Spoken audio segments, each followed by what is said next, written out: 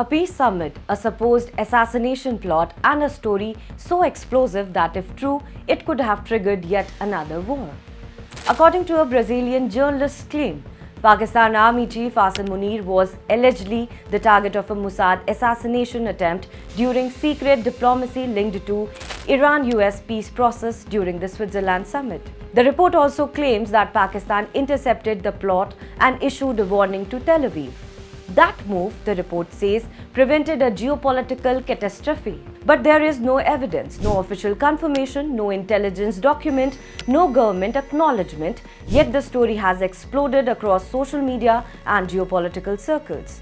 The question is how much of this report is true? What was Mossad's motive behind the alleged assassination plot? Why Munir of all people was on target? Why is Pakistan rejecting it? And the bigger picture about information warfare.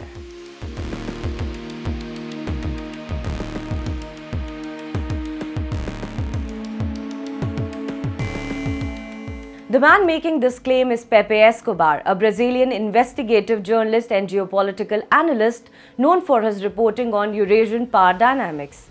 He made the allegation on Mario Naufal's podcast and it spread instantly.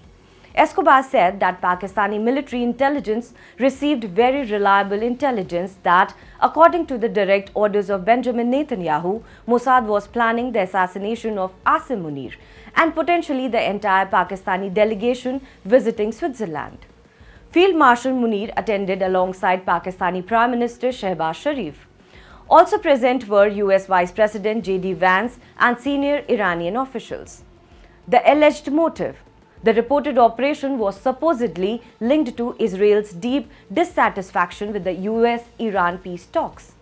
Israeli political leaders reportedly felt deliberately excluded from the negotiations, and Israel had reason to be angry. Israel was not part of the US-Iran negotiations over the MOU.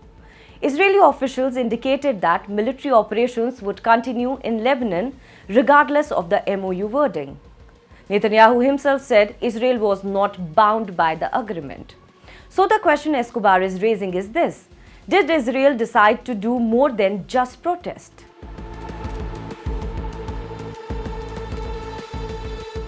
According to Escobar, Pakistan did not stay quiet. After receiving this intelligence, it didn't go through formal diplomatic channels. It went direct.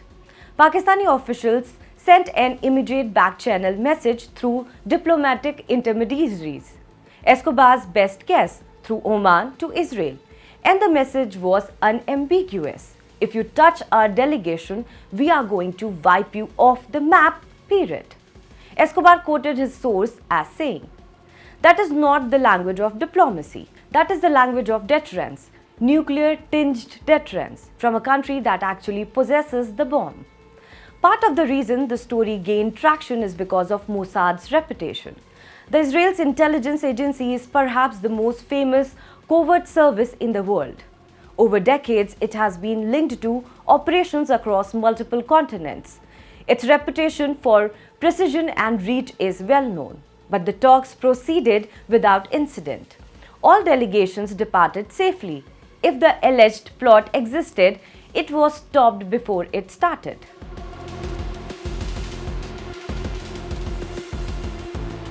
To understand why Munir would allegedly be a target, you need to understand just how central he was to this entire process. It was Munir who greeted Vice President J.D. Vance on the tarmac in Islamabad when the highest level US-Iran talks since 1979 were hosted on Pakistani soil.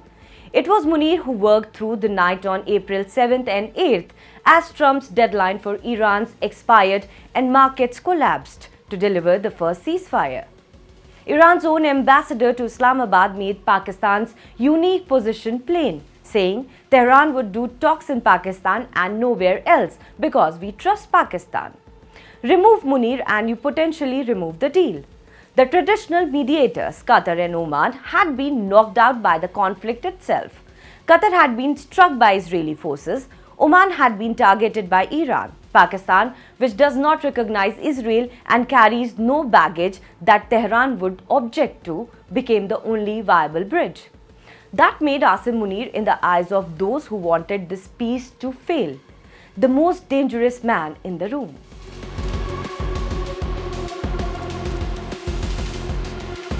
This is where the story gets interesting. No government has confirmed the allegation.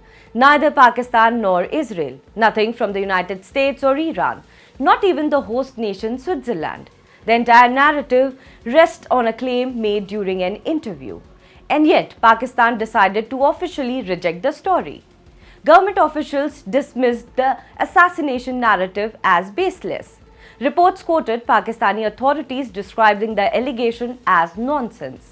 That reaction matters because if the story were true, Pakistan would have every incentive to highlight it. A foreign intelligence service targeting the country's army chief would be a major diplomatic issue. It would justify international condemnation. It would strengthen Pakistan's narrative of being under threat.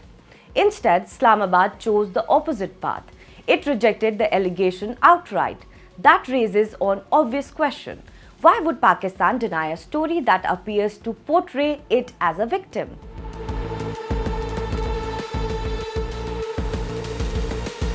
The bigger picture that tells us about how modern-day strategies revolve around information and narratives. Modern conflicts are no longer fought only with missiles and drones. They are also fought with narratives. Pakistan's defense minister called Israel evil and a curse on humanity.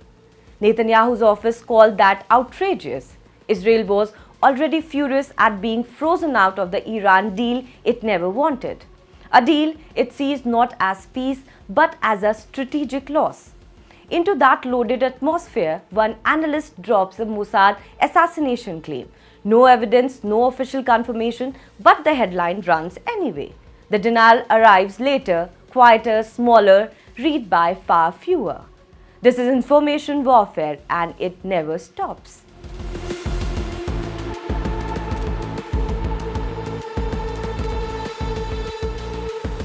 If they had a nuclear weapon, The old rules are breaking.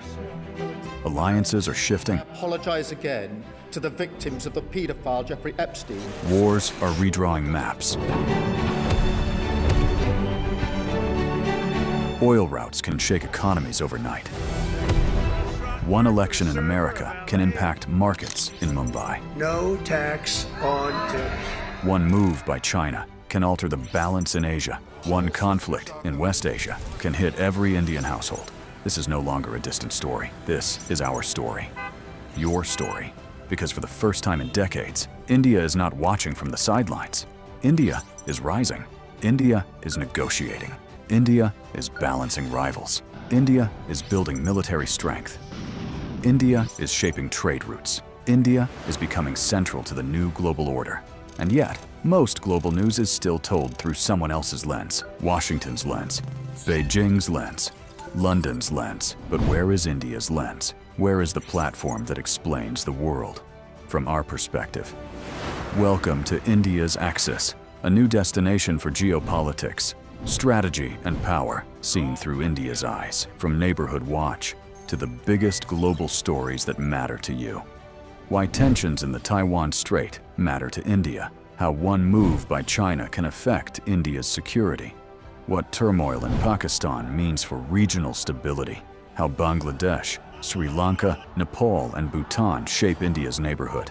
Why oil choke points can hit your wallet. How wars abroad can reshape India's security. This is not noise. This is not shouting. This is not recycled headlines. This is sharp, intelligent storytelling. Daily explainers. War room analysis. Strategic conversations. Because news is everywhere. But perspective is rare. And in the age of confusion, clarity is power. Axis is for the audience that wants more than headlines. The axis of global power is shifting. India is at the center of that shift. It's time the world was explained accordingly. To understand the world through India's strategic lens. Subscribe now.